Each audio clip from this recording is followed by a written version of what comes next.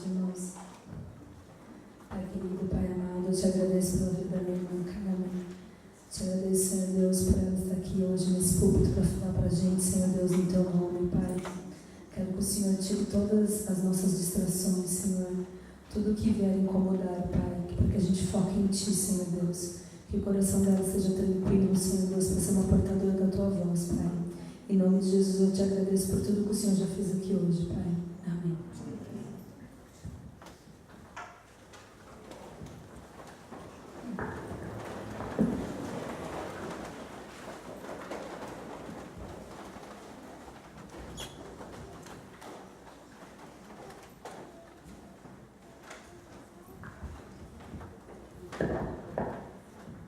Que a paz do nosso Senhor Jesus esteja com todos vocês. Vamos abrir a Bíblia em 1 João, não é João, é João, é John, 3, vamos ler dos versículos 16 a 18.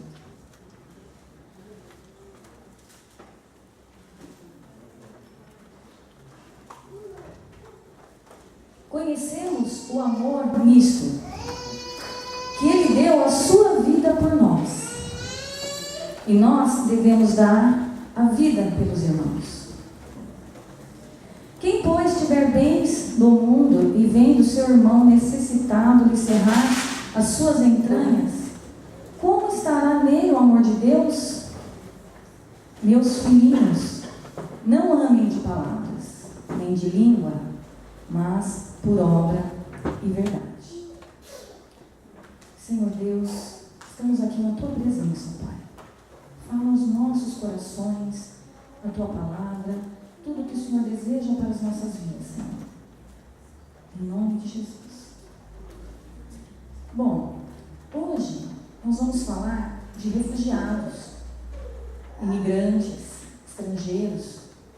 Algo que está acontecendo bastante no nosso mundo, né? E às vezes a gente não está atento ao que está acontecendo. Missões a gente pode fazer em vários lugares, né? Em casa, na escola, no trabalho. Nós temos que viver a missão do nosso Senhor, né? E eu, assim, acho que é uma honra para nós estar numa igreja que valoriza, que tem missões como valor, porque a missão é viver a vida que Jesus quer que vivamos. E tem me incomodado bastante porque eu fico imaginando, né? Como que vocês veem, o que vocês sentem quando vocês veem a notícia na televisão? Imigrantes, haitianos, venezuelanos estão vindo para o Brasil. A gente ouve, eu já ouvi agora até recentemente, estão invadindo o Brasil. Né? O que você sente quando vocês ouvem essa notícia? Medo? Amor? Ficam preocupados? Hoje é eles, amanhã quem sabe? No passado, na Bíblia está cheio, né, de situações de refugiados, imigrantes, estrangeiros. E é uma forma da gente prestar atenção no que está acontecendo no mundo e o que está acontecendo com o nosso irmão, né? Muitas vezes, uma pessoa que está precisando de muita ajuda, né? Pode passar um, por favor? Então, refugiados, imigrantes, estrangeiros. Por que as pessoas se deslocam? Porque elas querem... Não são turistas, né? Elas estão passando por dificuldades. Elas não têm condições de continuar vivendo na terra delas. Muitas vezes por desastres naturais. As principais causas, né? Tem tsunamis, terremotos, erupções, enchentes, tempestades. Muitas são as causas. E também o que nós temos visto muito nos últimos tempos são os conflitos civis, guerras, muitos problemas que as pessoas elas querem mudar na casa delas. Mas nós somos bombardeados, porque é uma preocupação, né, do mundo, nossa, como humano, não como cristão, mas como humano, nossa, vão tirar o nosso emprego? Vão roubar? Vão fazer o quê aqui na nossa terra? Eles têm que ficar lá, o governo tem que ajudar a cuidar deles lá. Não tem que ficar deixar esse povo entrar aqui. Isso são coisas que eu acredito que vocês devem ouvir, porque eu escuto isso. E fiquei pensando, como que está o coração dos irmãos? Como a gente vê essas pessoas que estão passando por tantas necessidades, por tantas dificuldades, precisando do amor, e elas são rejeitadas. Ninguém quer. Né? Mais um, por favor. Eu preciso falar melhor ali, né, Lucas? Mais uma. Problemas enfrentados, né? Quais são os principais problemas enfrentados? Eles podem encontrar-se em mau estado de nutrição e saúde, podem não ter sido capazes de trazer consigo artigos domésticos essenciais ou comida, podem não ter quaisquer bens por terem sido roubados, ou serem obrigados a vender tudo para comprar uma passagem, para conseguir um visto de entrada. Podem estar sem documento, sem identificação, ficam sem acesso à terra, emprego. Ela vira apenas uma pessoa, né, que precisa do amor de Deus, que é manifestado através de nós. Pode ter acesso limitado a novas áreas, a mercado. Pode não ter serviços essenciais de saúde, educação. A vida deles foram roubadas, né? A vida cotidiana foi roubada. Podem estar traumatizados por questões e precisando de apoio social, aconselhamento, enlutados. Nesse tipo de situação, muitas famílias são separadas. Vou depois, um pai vai, um filho vai. Então, as famílias ficam separadas. As mulheres e crianças podem ser mais vulneráveis à violência sexual, outros tipos de violência. Podem enfrentar a hostilidade da comunidade local por não estarem dispostos a compartilhar recursos, especialmente se esses recursos forem escassos. Dá para entender, né? É legítima essa preocupação. Mas a sabedoria de Deus é loucura para o homem. E nós vamos falar do que Deus quer para nós, né? E os governos locais podem ver as pessoas deslocadas como uma ameaça à paz, à estabilidade na área, e pode tentar contê-las em campos ou outros espaços limitados. Campos de refugiados, né? É fácil ver essas coisas, tanto na televisão, quanto em buscas de notícias na internet. Pode passar mais um. Eu trouxe 2 casos para lembrar, tem muitos, né? O cinema traz muitas histórias, mas eu trouxe 2. O caso de St. Louis era um transatlântico alemão que, em 1939, o seu capitão, eu nem vou falar aqui que eu não sou boa em alemão, mas ele tentou encontrar abrigo para 937 refugiados judeus alemães, depois de terem sido impedidos de entrar em Cuba. Eles saíram da Alemanha. A rota era ir para Cuba e depois para os Estados Unidos. Eles tinham visto. Eles pagaram aquela passagem. Tinha classe econômica, tinha a classe executiva, e chegaram lá, eles foram impedidos de aportar, inclusive. O governo nazista começou a fazer propaganda nos países que iriam receber essas pessoas, mostrando imagens, falando que eles eram bandidos, que eles pobres, e que iriam atrapalhar o país, iam fazer algazarra. E as pessoas acreditavam naquilo. Então, eles não puderam entrar em Cuba. Depois, não conseguiram partir, ninguém queria. Então, eles conseguiram voltar. Alguns países conseguiram aceitar eles na Europa, e alguns foram até acabaram, eles não conseguiram, imagina a tristeza, alguns se jogaram no mar, morreram. Então, uma coisa muito triste, né? A pessoa não pode ficar onde ela está, porque ninguém quer ela lá, ou porque ela tem condições, a vida dela está em perigo, e onde ela vai, ela não é aceita, né? É muito triste isso. E tem um livro, que é A Jornada da Esperança, né?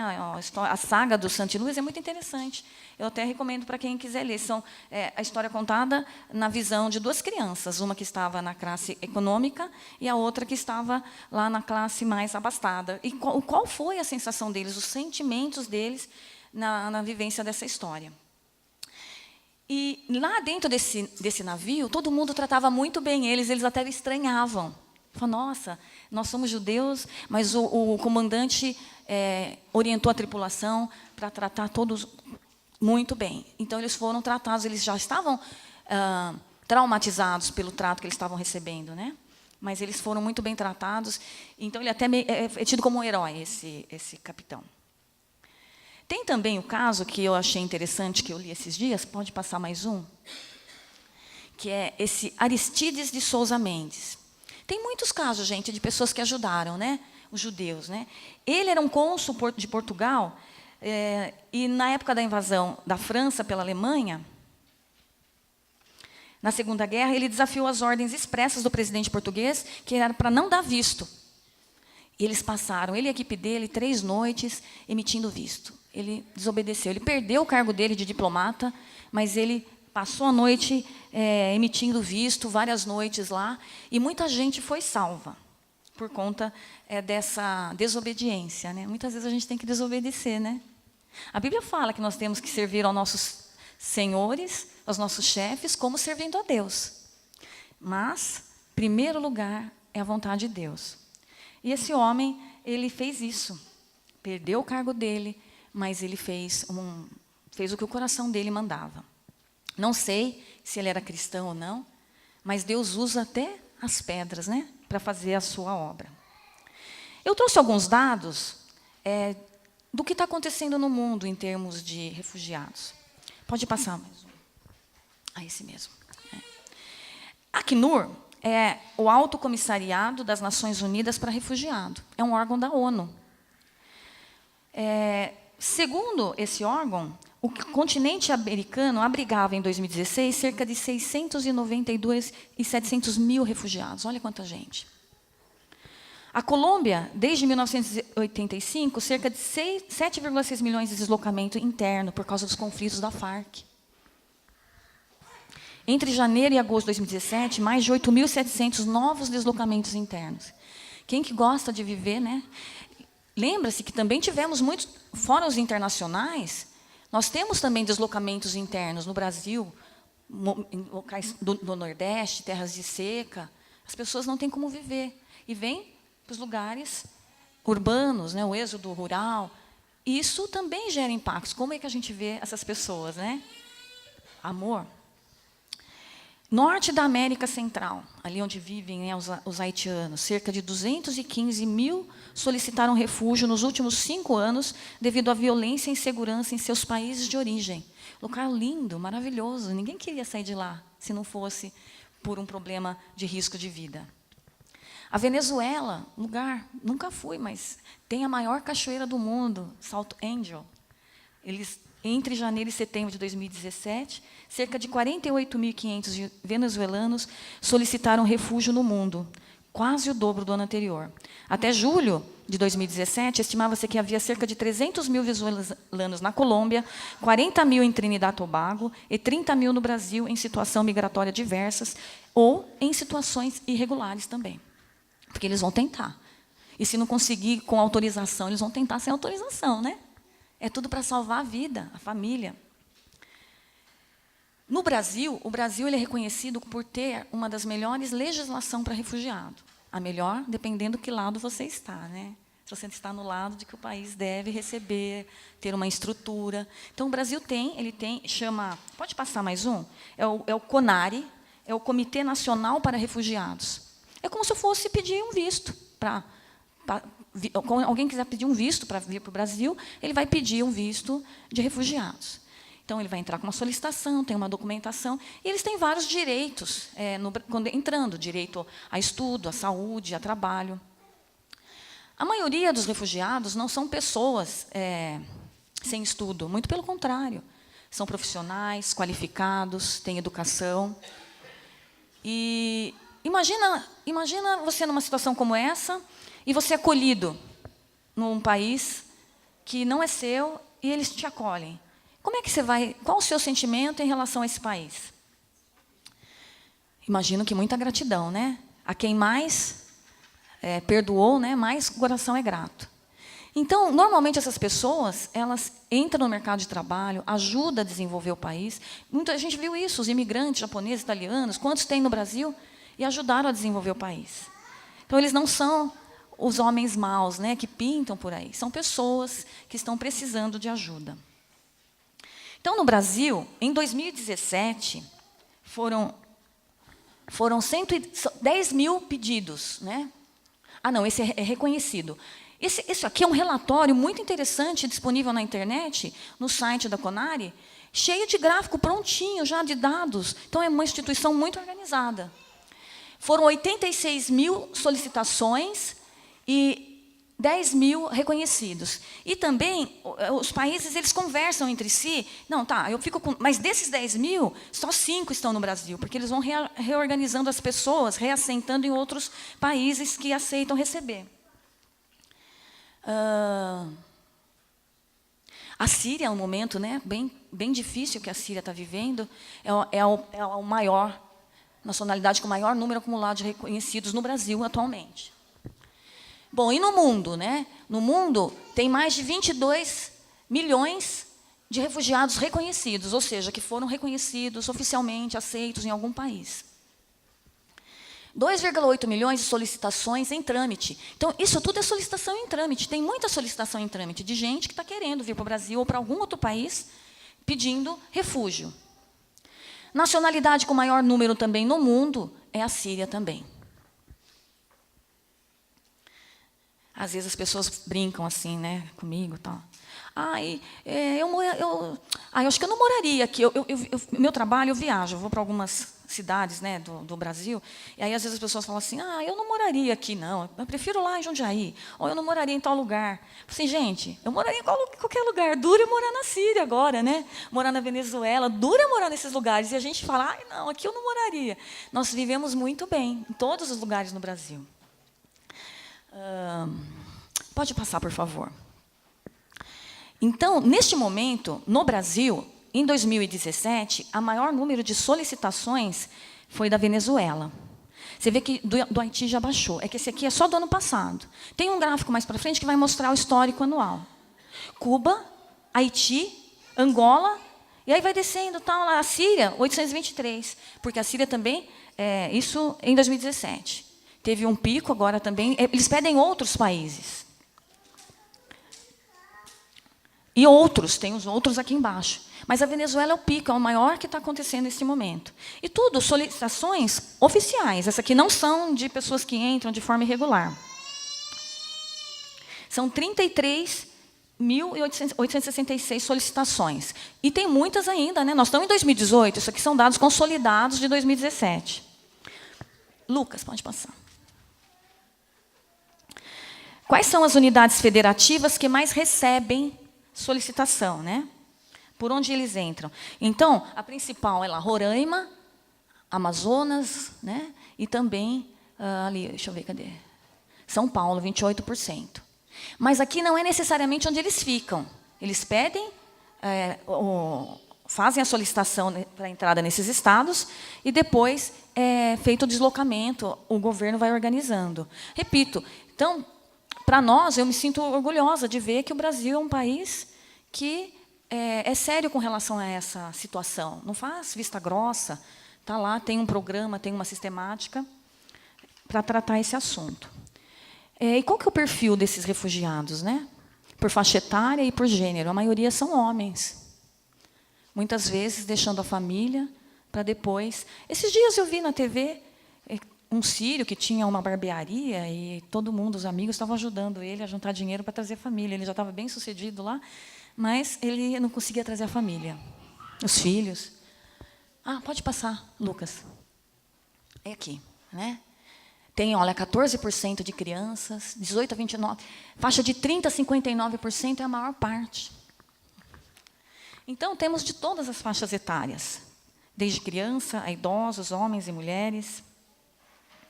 Mais um, por favor.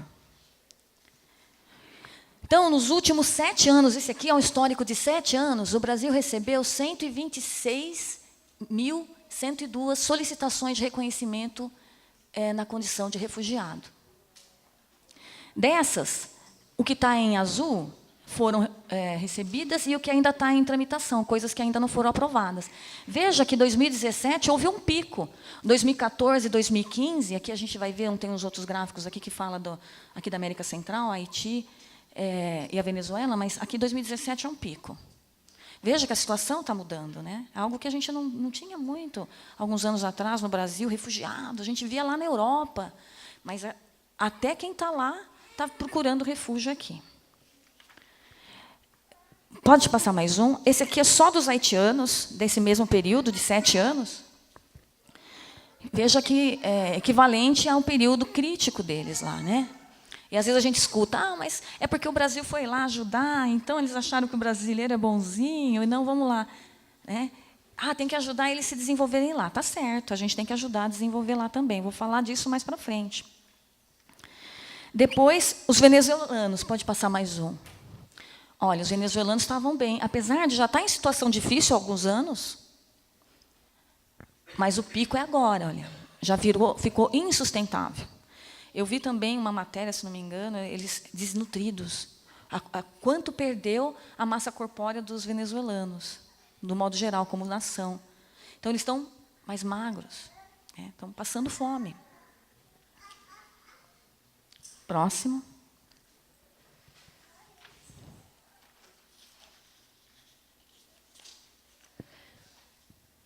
Aqui é o histórico, tirando o Haiti e a Venezuela, que é o caso mais crítico do Brasil. Né? Fora isso, dos outros países, também a gente tem recebido. Por exemplo, a Síria está nesse meio aí, que é o que tem mais quantidade de pessoas.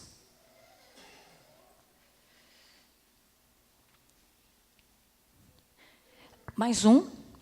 O próximo slide mostra a quantidade de refugiados reconhecidos no Brasil. E aquela parte menorzinha do gráfico, por exemplo, aqui em 2007, né, tem 2.954 reconhecidos, e esses 407 são reassentados, são reassentamentos acumulados. Eu fiquei surpresa com isso, eles se organizam. Então, foi para Cuba, ou foi para algum outro país, então eles recebem. Então, internacionalmente, os países cooperam, que fazem parte da Acnur, né, desse órgão da ONU, e cooperam para procurar o local melhor para essas pessoas. E veja que vem crescendo, né? Olha só, de 2007 até 2017, de 3 mil para 7, 8, 9, 10 mil ao ano. Então, é uma realidade que nós não podemos fechar os olhos, é uma realidade que está batendo à nossa porta. Mais um. Aqui é o assentamento por estado. Olha só, dos 10.145 reconhecidos pelo Estado brasileiro, atualmente 5 mil residem. Esses são os que estão reconhecidos, né, fora os irregulares. Mas já dá vamos pôr um pouco mais aí. Né? E o estado que mais está recebendo é São Paulo, Rio de Janeiro, depois vem os outros estados. Ou seja, não é porque eles entram por Roraima que eles ficam lá, eles vão sendo redistribuídos pelo país. Esse é o cenário que nós temos, né? Nós, como igreja, né, a Bíblia nos orienta, né? Quando perguntaram para Jesus, né, quando é que será o fim dos tempos? Olhe, veja, vocês não sabem quando vai chover? Preste atenção no que está acontecendo.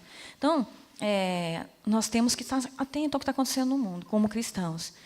E como pessoas, nós também estamos atentos ao que está acontecendo com o nosso irmão, empatia. Né? Qual que é o nosso papel como igreja? Mais um, Lucas. Então, de dados estatísticos, é isso. Tem muitas igrejas que trabalham, né, para cuidar dos refugiados, igrejas católicas que recebem. A igreja, normalmente, ela tem uma estrutura. Principalmente, veja, esse material que eu vou passar agora, ele é de uma ONG, eu vou falar dela depois, que tem uma estrutura organizada. Porque essa situação pode acontecer numa crise, não só de situação política, que é o que a gente está vivendo hoje, mas um desastre. Então, o que a igreja pode fazer para ajudar? Né? Ela tem uma estrutura organizada, apoio material, amor na prática, né? Apoio emocional, ouvir o outro, saber o que está passando naquele coração. Promoção da justiça, apoio jurídico, né? Que nem a Shirley falou. Devemos orar, porque nós dependemos de Deus, mas tem coisas que nós temos que ir lá e brigar, ajudar a resolver. Apoio espiritual. Muitos são cristãos, eles podem frequentar a igreja. Ajudar na reintegração. Isso não é só do governo, né? É da população também. O resultado final não é apenas o alívio do sofrimento, mas a glória de Jesus. Nós somos sal da terra, luz do mundo. Somos os pés, as mãos, a voz de Jesus. O amor em ação é irresistível, não é? Dar é melhor do que receber. Pode passar mais um, por favor. Eu queria trazer também para o trabalho dessa ONG, Tear Fund. Tem aqui o nome dela, é o Fundo de Alívio da Aliança Evangélica. Foi criado em 1968. Eles estão completando 50 anos, completaram agora em maio, 50 anos. Foi criado esse fundo na época da Guerra Fria no Reino Unido, porque a igreja clamou aos líderes e falou: a gente precisa fazer alguma coisa, né? As pessoas refugiadas pela guerra e desastres, e eles achavam que precisava fazer alguma coisa. Então, a igreja se mobilizou e criou essa fundação. A visão deles é transformar a compaixão cristã em ação prática. A missão deles é aliviar o sofrimento, atuando em nome de Jesus, em obediência à sua palavra, considerando tanto as necessidades espirituais como físicas. E como eles fazem isso, que é o mais interessante? Eles começaram com questões de desastres, né? Chega um momento de desastre, tem lá um desastre, e eles se instalam e procuram as igrejas locais, que também vão estar desestruturadas. Mas eles ajudam a igreja local a se estruturar para ajudar a comunidade local. Eles dão apoio jurídico. Eles começaram assim, né? Lá em 68. E com isso eles perceberam que, principalmente no caso de desastres, que era onde eles se especializaram, eles começaram a perceber que era melhor eles darem um passo atrás. Então, em vez de só ir quando acontecia o desastre, eles começaram a ir antes para ajudar a se preparar. Como fazer um poço de água que fique autossuficiente, que a enchente não pegue. E aí ensinaram tecnologias simples, mas que para eles, às vezes, eram sem acesso, para facilitar a vida. É aquela teoria de ensinar a pescar. Então, eles começaram a ensinar a pescar para preparar para desastres. Então, eles são muito, muito estruturados. Tem esse livro aqui que fala... Eu cheguei nessa instituição porque eles são conhecidos também como uma ONG ambiental, por causa dos desastres que tem no mundo. Chama Tear Fund. Eles têm site... tem no Brasil, eles atuam no Brasil, no Nordeste, que é o lugar mais carente, né, no Brasil. E, internacionalmente, eles tem no Facebook também, a Future and a Hope, né? Um futuro e uma esperança. E a visão deles é fazer que as pessoas vejam Jesus na prática. Então, é muito bonito o trabalho deles de estruturar as igrejas locais. Eles não vão... Tanto que não é famosa, né? Quem já ouviu falar? Não sei, alguém já ouviu falar dessa ONG? Eles fortalecem a igreja local, e a igreja local fica preparada para receber, para trabalhar. Então, eles mandam... Tem trabalhos voluntários também se você quiser ficar um tempo fazendo nas suas férias, ir lá trabalhar como voluntário. Tem muito material deles. Então, eu acompanho há alguns anos, é um trabalho muito sério também. Ele é citado pelo John Scott, que é um pastor evangelista, infelizmente falecido, mas tem uma obra maravilhosa, e ele reconhece também como uma organização muito séria de trabalho. Eles têm muitas cartilhas operacionais que ensinam na prática. Eles têm um manual para a igreja. Tem um manual para a igreja. Então, muitas das coisas que eu trouxe aqui foi do manual deles, como a igreja deve agir. Ensina como montar um acampamento, quais são as necessidades básicas, né? Agora, vamos mais um pouco no que a Bíblia diz, né? Nós lemos no começo, 1 João, mas tem mais, né? A Bíblia é cheia. Eu quis fazer esse cenário para a gente se situar. Mas a palavra de Deus, ela fala aos nossos corações e não volta vazia. Pode passar, por favor. Também não oprimirás o estrangeiro, diz o Senhor, pois conheceis o coração de estrangeiro, pois foste estrangeiro na terra do Egito. A Bíblia toda é cheia, né? Abraão, Isaac, Jacó. Nós somos peregrinos em terra estranha, estamos aqui de passagem. Não é nossa essa terra, né? Nós ocupamos. Próximo.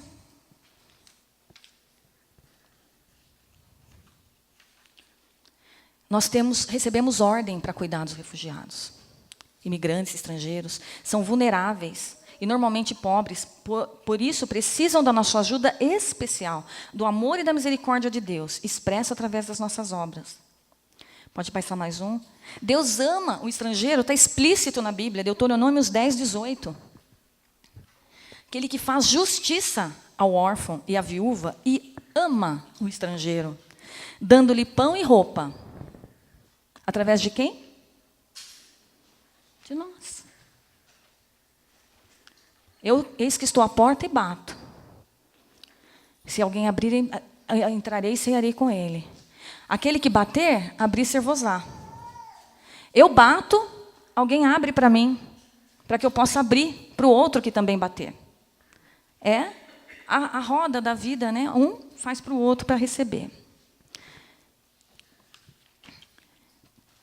Deus protege o estrangeiro. Pode passar mais um. Ah, não, está esse mesmo.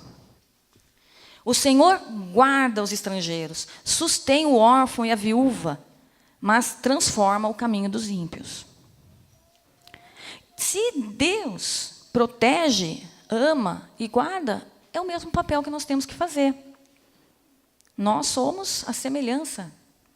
Estamos aqui para fazer a vontade do Senhor. Pode passar mais um? Abre a tua boca a favor do mundo pela causa de todos os que são designados à destruição. Abre a tua boca, julga retamente e faz justiça aos pobres e aos necessitados. Muitas vezes a gente tem que se mobilizar, né, para mudar uma lei, para fazer justiça. E aí a gente pede a orientação de Deus. Mais um. Devemos atender, né, as necessidades do estrangeiro. A parábola do bom samaritano, ela fala muito disso, né? Tinha lá o sacerdote e o levita e o samaritano. E uma pessoa que não tem nome, né? Uma pessoa que estava lá, o necessitado. Então, o que é esperado, né, da religião? O levita ou o sacerdote. Mas era uma estrada muito perigosa. Não era natural a gente passar aí, né? Fico imaginando, imagina a gente passando num lugar perigoso, à noite, e ver uma pessoa na estrada, e aí? É seguro? Não é fácil, né, essa decisão.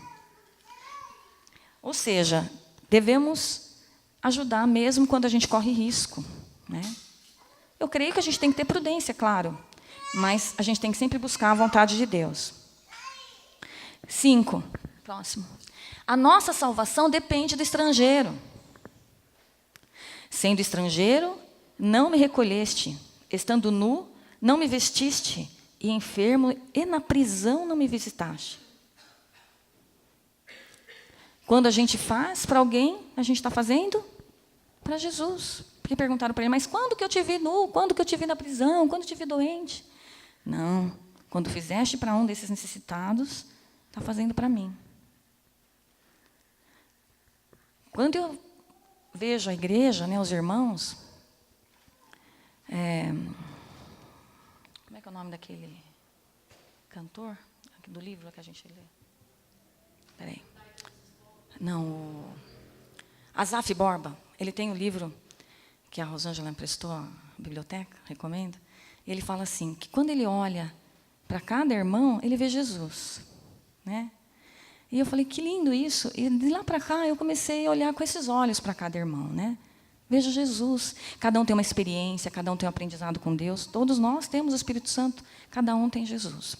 E agora, quando a gente olha para o necessitado, também tem que ver Jesus. Porque se eu estou fazendo para esse necessitado, eu estou fazendo para Jesus. Ou seja, Jesus está em todo lugar, né? Aquele que faz e aquele que recebe. A nossa salvação depende do estrangeiro. Próximo. José, Jesus e Maria.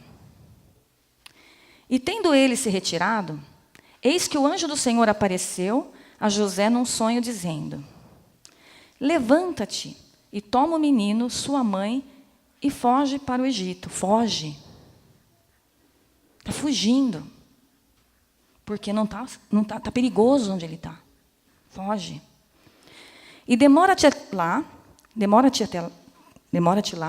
até que eu te diga, porque Herodes há de procurar o menino para matar. Então, irmãos, próximo, Lucas. Entre todos os imigrantes e refugiados que o mundo já viu, estão José, Jesus e Maria. E pode ser eu, você, um dia. Nosso amor, Deus nos amou primeiro. Nós amamos não é porque nós somos bons, porque Deus nos amou primeiro. Então, o que a gente recebeu, a gente deve dar. Entre todos os imigrantes e refugiados que o mundo já viu, estão Jesus, José e Maria. E nós. Feche seus olhos. Senhor Deus, entregamos, ó Pai, essa mensagem, Senhor, que veio do Teu coração, para que possamos refletir, ó Pai. Fale com cada um, cada coração. Que, Senhor, que o Senhor possa multiplicar a Tua palavra, a sabedoria. Que possamos, Senhor, que o Senhor possa nos transformar. Pois vem de Ti tanto querer quanto efetuar. Que seja feita a Tua vontade nas nossas vidas, para a Sua honra e glória. Em nome de Jesus. Amém. Obrigada, irmãos.